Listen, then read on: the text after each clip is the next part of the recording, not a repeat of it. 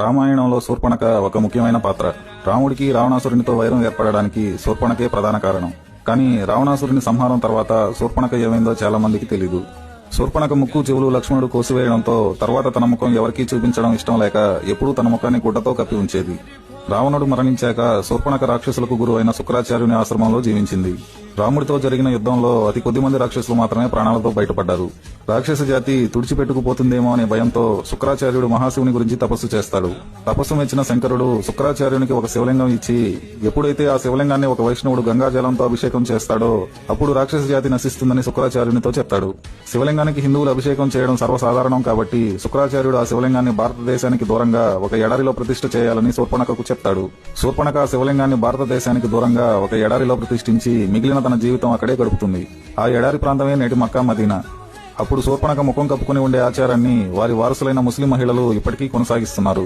రాక్షస జాతిని కాపాడిన వారి గురువైన శుక్రాచార్యుని మీద గౌరవంతో ఇస్లాం ఆచరించేవారు శుక్రవారాన్ని పవిత్రంగా భావిస్తారు.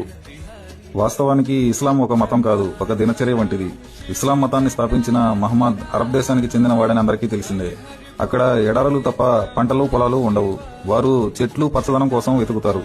అందుకే వారికి పచ్చరంగు ఇష్టమైన రంగు అయింది. అక్కడ చెట్లు కలప తక్కువగా ఉండడంతో చనిపోయిన శవాలను దహనం చేయడం కష్టంగా మారడం వల్ల శవాలను భూమిలో పాతిపెట్టడం ఆచారం అయింది.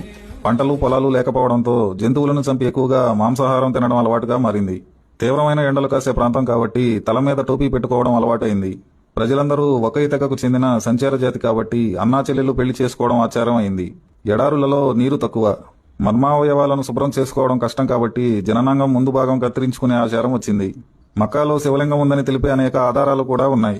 మహమ్మద్ ప్రవక్త పూర్వీకులలో ఒకరైన ఉమర్ బిన్నే హషం రచించిన సైరుల్ వకుల్ కావ్యంలో మక్కాలో శివారాధన గురించి, ఈ ప్రాంతాన్ని విక్రమాదిత్యుడు పరిపాలించినట్లు కూడా వివరించబడింది.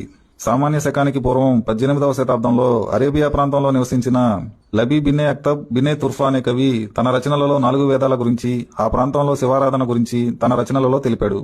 మక్కా నుండి సంగ్రహించిన వివిధ పురాతన వస్తువులను టర్కీలోని ఇస్తాంబుల్ మ్యూజియంలో భద్రపరిచారు.